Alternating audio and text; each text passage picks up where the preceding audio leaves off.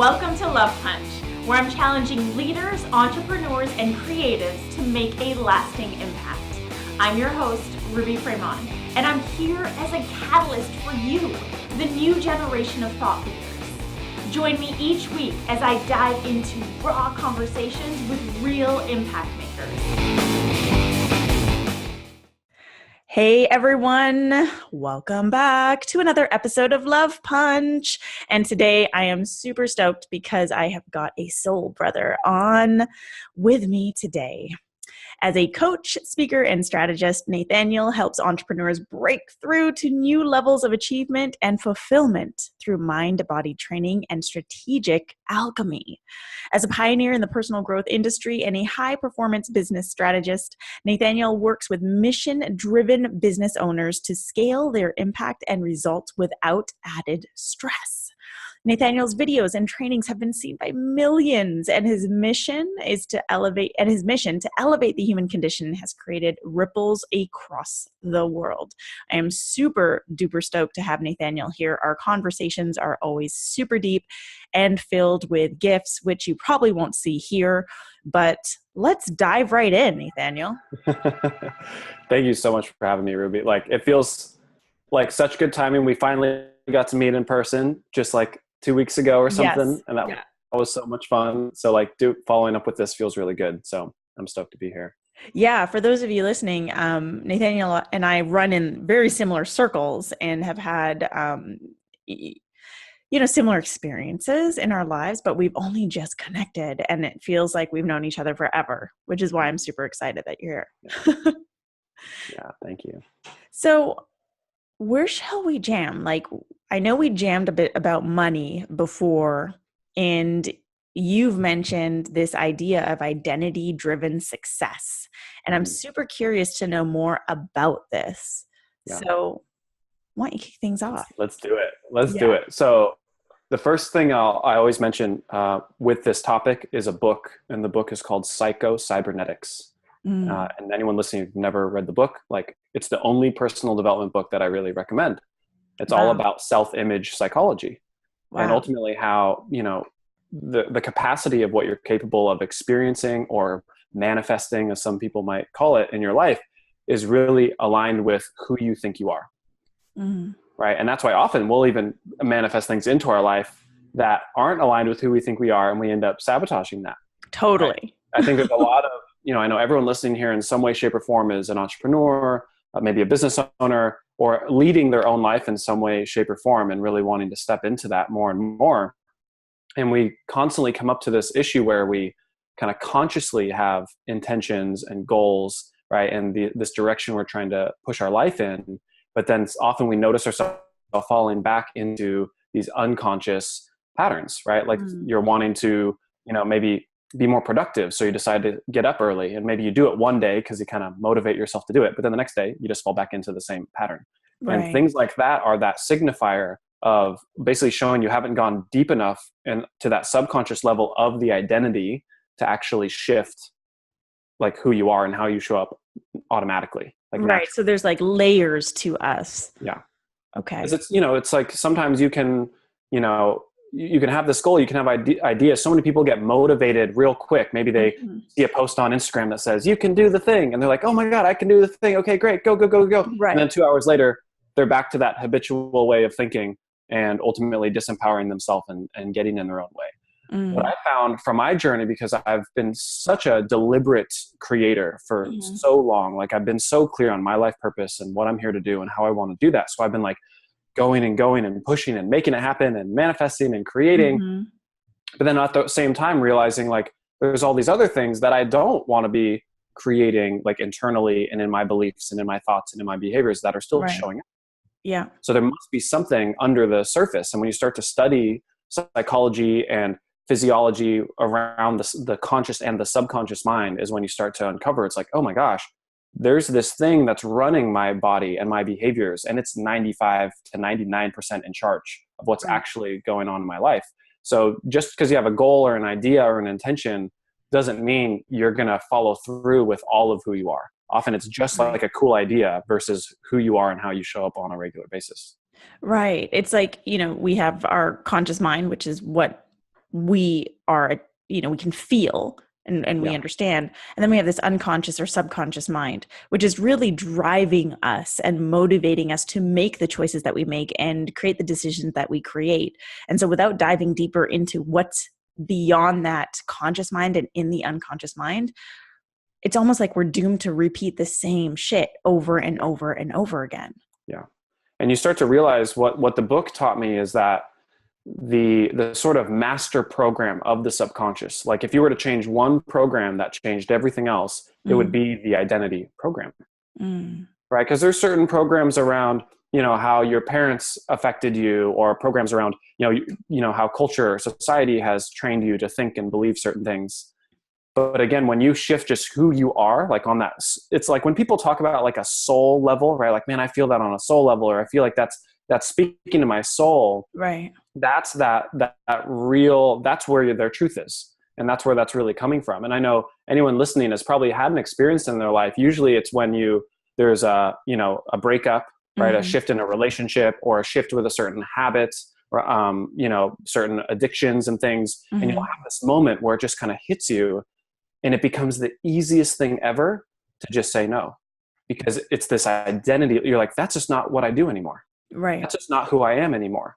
And when you talk to people who have gone, overcome certain addictions, whether it's with a person or food or a substance or whatever, they'll usually talk about a moment where, sure, it took time and it took hard work and they had to push through this. And also, side note, like these addictions are the same with whether it's with drugs or with behaviors. Right. It's all or the same. Or with any sort of habits. They're all habits, right? We're these creatures of habit. But everyone talks about this moment where they just it's like, I woke up and just realized that's not who I was anymore. And I didn't even have the cravings. I didn't even really think about it. It just wasn't in my field. It just wasn't relevant because it's just not who I am anymore. So I love being able to support people to like find that spot, but then also back it up, because the science shows more and more now, like our environment is so much stronger than our willpower. And to think you're just going to kind of push your way, or kind of, be able to hustle your way through something, versus truly like being honest and like setting yourself up appropriately, putting all the conditions in place so that you're supported, not just internally in how you're thinking or kind of motivating yourself to move, but having your room match that, and the people around you, and the food you're eating, and everything like that. So and you also notice that shift too, when you identify differently, you'll see that in your environment.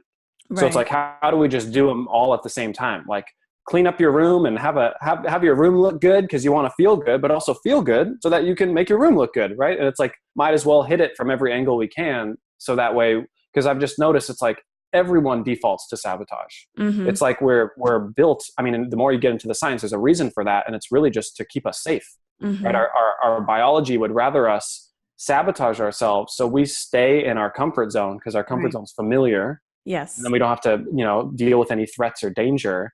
But then when you're an entrepreneur, or you're just trying to like be a great parent, or just trying to go to college, or just trying to like live a normal human life, you can't really afford to have that kind of sabotage. You have to be in a resilient position and be able to like approach fear and adversity and challenges in a healthy way. So it's like, it's and this thing about the comfort zone is kind of skewed too, because a lot of us create comfort in our discomfort. Growing up, we've lived in misery, or we're so used to trauma in our lives, or we're so used to drama in our relationships, or we're so used to being at rock bottom that all of a sudden becomes our comfort zone. Yeah. And so we default to that. We default to the trauma. We default to the pain. We default to the hurt and the confusion and the drama, when really we have to at some point flip the norm and find that other space that is healthier for us. So I'm so glad you mentioned that, because it does remind me of my journey with sobriety and what I've overcome. And, I had to change my entire surroundings and change my career and change everything on the outside to match the inside, which has led me to have such a successful recovery. Yeah. And it's just so clear that you are such a like pure, clean, like vibrant person now, and it shows up in everything you do. It's also that idea of kind of like, you have a great brand too, but it's like your brand is your life. Right. And the people you spend time with, and the foods you choose to eat, and you're going to the gym every morning, and you're doing all this stuff and taking care of yourself. And it becomes this like holistic switch. But I think for a lot of people, it can be really kind of liberating to because, you know, we look at our whole life and we're like, oh my gosh, I'm trying to change all these things. And it can feel super overwhelming. Yeah, But totally. that invites you already to go, okay, great. Well, who would I be if this didn't feel overwhelming? Right? Where can I just start with that decision of, you know, I choose to be that person that even though it feels overwhelming, I'm going to slow down. I'm going to take a deep breath. I'm going to go one step at a time. I'm going to ask for help. I'm going to do my research. Right? All of a sudden, it's less overwhelming when you just choose to be the person that handles overwhelm, right? In a healthy way, in a empowering way. You know, I think it's really, I was just sharing in a training the other day how it's possible to be stressed and empowered at the same time, or challenged and empowered at the same time. And I think often we get challenged, overwhelmed, stressed, doubtful, resistant, whatever it might be. And we then default to disempowerment because that's kind of how those feelings feel. They like close us off and they feel restrictive and all that stuff.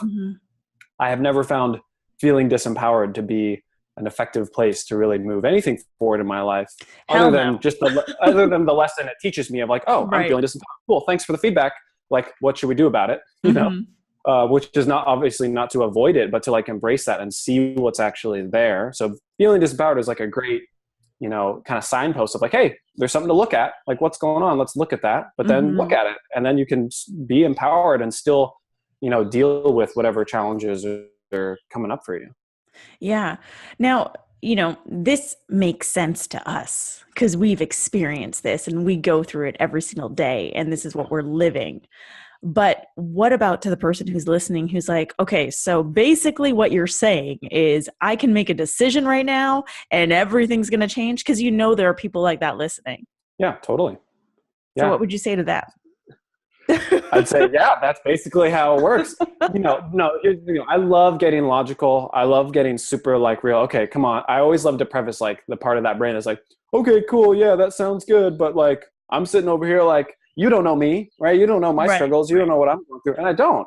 But I also know by at this point, you know, dealing with thousands of people like in my programs and my coaching practice and all the people I study and just through my periphery, like seeing the work you do and all the amazing careers we're connected with, it's like, it is so obvious that there are these fundamental patterns that serve everybody. And I love to like, you know, kind of encapsulate pretty simply, like when you eat good, move good, you breathe good, you talk good, right? You spend good time with good people, right? And you spend good time in nature. That's like 5 or 6 things, these sort of fundamental things. And I guarantee anyone who chooses to prioritize those is going to be in a different place than when they don't, right? And it can be that simple, and it's part of our culture to go so fast and just buy the new thing and stimulate yourself and do all this stuff. It's like pulling us away from the fact that if you just like actually got a good night's sleep tonight, right? Actually drank a bunch of water today, actually went for a walk,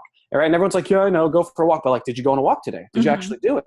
Right? And that's the part where like as coaches, I know you and me, it's like, we got to find this balance of like, hey, I love you. I support you. I want you to feel better. Like, let's get you going. But it's also like, hey, did you actually take the freaking walk or not? Because it's like, you're either doing it or you're not. And yes, it can be, I have so been in that place where, and everyone knows when you're like in a bad mood, the last thing you want to hear is a solution to it. You know, and it's by that very nature, like that program that you're running. But again, that's that identity. You're like, oh, I identify as the bad mood. So you're going to resist anything to shift that identity, because the moment you're shifting an identity, that identity essentially is dying, which is really scary and uncomfortable. And that's why for most of us, taking a big leap or changing something in our life is so scary, because some part of us feels like we have to die.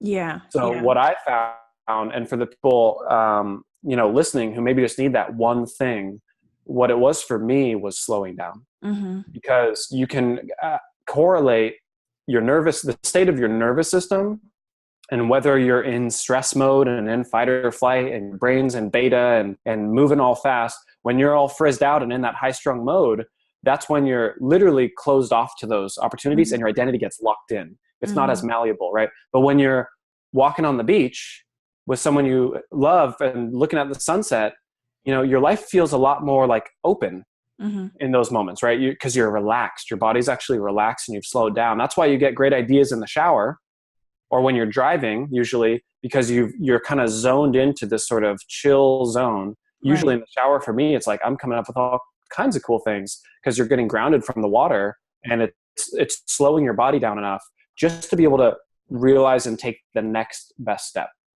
And that's usually, for me, I've kind of built this belief in my life that my heart always knows just the next step. And that's all you ever need to know. Because once you take that step, then you know the next one. And then you can take that one. But it's the brain that goes, well, what about this and this and this? But what if this turns into that? And how is this going to go? And that's going to get you in a lot of trouble. And that's also a result of, like, when you're not slowing down, your brain's going to think like that. But when you just slow down, you do the meditation, you go on the walks, right? You just enjoy, like, every single day I sit and just enjoy a cup of tea. And that's it, right? Yeah, I don't have to, there's no agenda. The agenda is enjoy the frick out of this tea. And I slow down and it feels nice. And I'm able to, like, think of all the stress and all the challenges in my life in a much more effective way. And then I'm actually prepared to, like, do something about them instead of just continually, like, burning myself out, stressing about these things and then never being in a place to change them. Yeah. Slowing down allows for input. You know, when we're frazzled, when we're anxious, when we're running, when we're just trying to get shit done all the fucking time, we don't create that space for input. We don't create that space for bringing information in. And it's like we're on this constant output. And it's within that input that we receive our biggest downloads, our shifts. It's when, you know, everything that we've learned has an opportunity to integrate within us. You know, the other day I just posted on Instagram a picture of me meditating. And in the picture, I talked about, you know, sitting in silence every day and how one of the biggest excuses is not enough time. Like, I don't have enough time to this. And then I wrote that and I said, but I call bullshit, because if you have time to scroll on social media to find this post, you have time to sit in silence. And that is so, so important. So this is really cool, this whole identity idea. So basically I could sit here, anyone could sit here and be like, well, I'm going to make the decision right now that success and money will come to me with ease. And then create decisions and choices around me and create an environment around me to support that belief. Yeah. Hey, you back it up. You got to back it up. Because I think that's where a lot of people, I think there's hundreds of thousands of people who are doing their affirmations every day and just saying, right, I am abundant. Money comes easy. You know, my business is thriving. Da, da, da, da, da. And then they're not actually backing that up.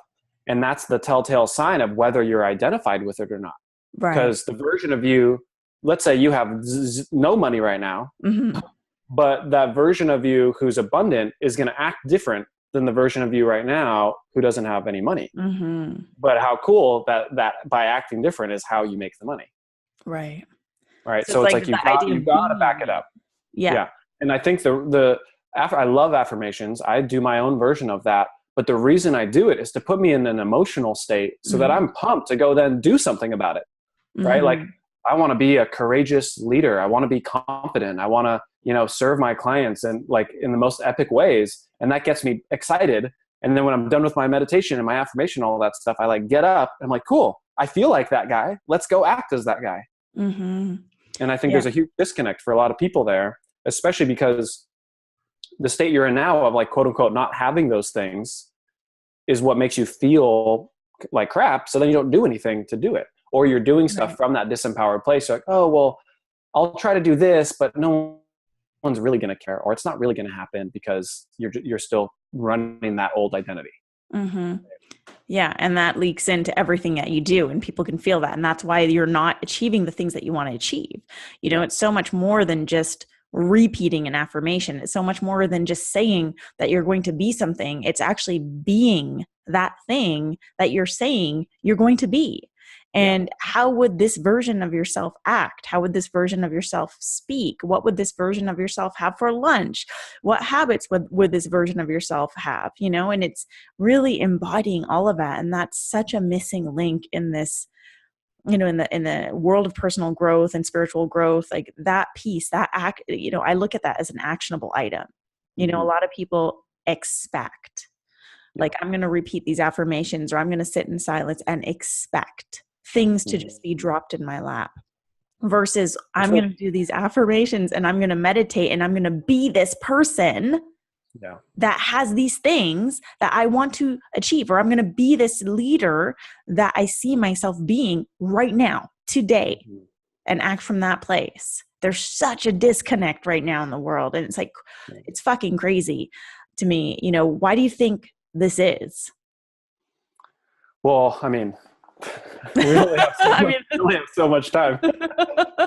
I mean, on a certain level, and this is kind of just part of where my background comes from, but it's like the world's designed intentionally to make us that way, right? Like whether you use the sort of the Matrix analogy or like people being zombies and consumerism and all this stuff, like the way media and culture, especially Western modern culture, is set up is designed to make us feel disempowered, so that instead of, you know, having dreams and really going for them, we just want to then go buy the things, right? And then we'll just go work for somebody else to do that and be miserable, so we have, you know, a steady, reliable paycheck or whatever. Right. So it's like the disconnect is there because, again, if you actually not only said your affirmations but then lived those affirmations, you would grow and things would change, and that's scary and that's uncomfortable. And again, it's actually like our evolutionary bias to stay comfortable and familiar so that we survive, right? The reason everyone who is on the planet right now is because our ancestors were scared so much that they ran away, they fighted or flighted enough to avoid enough challenges to survive so that we could be here. Right. So like our DNA, everyone who's alive right now has literally the most scared and cautious and worried DNA because that's what allowed their ancestors to survive to get here. That is interesting. Or just that sort of survival mode in general. So we're addicted and identified unconsciously with staying in survival mode. So if you actually lived your affirmations, you would start thriving, and therefore you'd be out of that mode. So again, it's like that big sort of internal shift. You know, I wanted to mention around that disconnect. I can't remember the guy's name, but there's this guy who runs, I think he has a program or something called affirmations. And it's very simply put, it's like to just ask why. So instead of just saying, I am abundant, say, why am I abundant? And then answer the question, right? I'm abundant because I am this kind of person and I do these kinds of things, right? You start to answer that question instead of just affirming it, like actually like opening that up, dissecting that, like what's actually in there. If I am so abundant, how did that happen? How did I get there? Right. I love using an exercise with my clients and myself where you really, if you think about your goals and tap into like that future version of yourself that actually achieved them, you'll start to realize there's a lot of differences between them and you. They probably have a different morning routine. They probably eat different food. They probably, let go of those certain people or those certain habits or those certain things. And the more you can really refine and get clear on who that person is, because it is you, depending on how woo you want to get, it's like all timelines and all dimensions exist right now. So like that version of you does exist, and you can like connect with them. You can tap into that. You can ask them questions. I'm constantly like, my higher self a lot of the time is just me in the future. Right. And I'm asking that guy, he's a pretty smart guy. I'm like, hey man, how did you figure this out? How did you get past this thing, right? How did you do that? And like, he's just sitting there like with all of the results and the resources having made it happen, and is able to give me those answers. And all that's really doing too is like, that's really an analogy to put you in a position to connect the different parts of your brain that do know the answers, because you always do know the next best step. And that's always the next best step to take. Even if the next step is just like take a deep breath or go on a walk or take a nap or call somebody you love, right? Or close your freaking computer and put your phone away, for 10 minutes. Oh my gosh, what a game changer that would be for somebody. Right. To connect to self. It's something that I always say is like, you wouldn't have the vision if it weren't possible. So if you have the vision, most people have the vision, but the disconnect is like, well, who I'm being today isn't helping me achieve that vision. So who you be versus who you need to be. And I love that you mentioned that. And it's really becoming aware of those different identities and understanding that it's the same person. Yeah. And you can be that person. You just have to recognize, what is it that this person looks like? Like, who is the you that has fulfilled the vision? And what does that version of yourself do every day? What does that version of yourself, how does that version of yourself think about yourself? Or what are the actions? How do they treat themselves? Right. How do you treat yourself? And do those things in the moment, and people talk about like habits like procrastination. Oh, but I procrastinate. Cool. Is that the version of yourself that's stuck where exactly where you're at? Or is that the version of yourself that has the vision fulfilled? Yeah. Because if you can identify which version that is, it's easier to shift out of it. So I think Yeah. that that's such a practical tool for our listeners to even start doing now. Like, who do you be today versus who you need to be to fulfill that fucking big ass vision that you have, Yeah. and identifying that. At that moment when you do catch yourself identifying, that's such a pivotal moment when you're like, oh, but I just always procrastinate. Boom. That's a Right. moment like right there to actually be a pattern interrupt for yourself and, you know, be like, oh my gosh, I just called myself a procrastinator. That's not what I want. That doesn't feel good. This has been going on for way too long. Mm-hmm. What can I do in the next 10 minutes to symbolically represent not being that? Even 5 minutes, like even Right. 1 minute, What right? can I do in this instant? Yeah, in this instant for a procrastinator might just be to like pull up your calendar and just like get clear on what's going on. Just like look at the rest of your week, be like, okay, cool. And then look at the time and be like, great, there's this one thing I got to finish. Great, let's schedule it in right there. Boom, that took Right. you 90 seconds to not be a procrastinator, right? Because the moment, every time you say that, or you're like, oh, I'm just shy. Oh, I'm just not good with numbers. Oh, I just don't like being on Mm-hmm. video. Oh, I just, right, all these little things we keep repeating and they're all identifying, right? That's literally, that's an affirmation. Mm-hmm. I'm a procrastinator. Yeah. I'm bad with money. Yeah. People don't like, the people won't listen to me. People don't do it, whatever it might be. It's like every time you affirm that and feel that, you're literally wiring that into your brain, into your body deeper. And it gets harder to change it the more you keep enabling it. Mm-hmm. Right. It's And like this is so important for everyone to really hear and understand. Like all the negative shit that you're telling yourself, these are also affirmations, and you're diving into the feeling of it in the moment. Like when you're telling yourself, well, no one's going to listen to me, or no one's going to like this post, or no one's going to enroll in my program, or so on and so forth. Like you're really feeling that. That's you designing your identity. So design something different. Yeah. Every feeling, every emotion that you don't, question or really like sit with, because emotions just happen. Like we have reactive emotions that happen all day. That's just like what we do. That's great. There's nothing wrong with that. But what's wrong is when that happens and then you just roll with it. Right. Like, man, you know what? Oh, nobody liked my post. I must be a piece of shit. Like I'm worthless. And then you roll with that and then you just keep going. And then here you are like 6 hours later and you've still been that person and you're still acting from that place. Like that's the problem. Like every emotion you don't really look at is a vote for more of that emotion. You're literally voting for it. You're like, okay, more of that, please. Like, I'm just going to roll with this. Like more of that, please. And again, it gets tricky because some people are like, dude, I feel like crap. So I just feel like crap. Like, you don't know me. I can't do anything about it. Right. And I totally get that. And I've been there and I'm probably there every single day at some point. I'm like, man, I feel like crap. And I'm just going to feel it. I'm just there. That's just me right now. But again, that's so huge. Like how many of you are feeling like crap and then actually feeling it? Because usually it comes up and we feel it and then we're immediately in resistance to that feeling. And that's the like stress we're actually feeling. It's like, oh my God, nobody liked my post. What you're probably feeling is scared. You're probably like, oh my gosh, am I doing the right thing? Like, did I do it right? Is there something wrong with me? Am I not smart enough? This is scary. Am I going to be right? It's actually scary, even though maybe you just feel frustrated or you feel disempowered. But usually that feeling is because you're in resistance to feeling fear of like, maybe you're not good enough. Right. So to actually sit with the feeling is where the gold is and where you can see where the identity work is coming up and your identity and realizing, oh my gosh, I see myself as someone who's not good enough, because really whether people like your post or not shouldn't matter. It has nothing to do with how valuable you are or who you are in the world. Like it doesn't matter at all, not even 1%. Right. So seeing something like that get to you is showing you where the identity is at.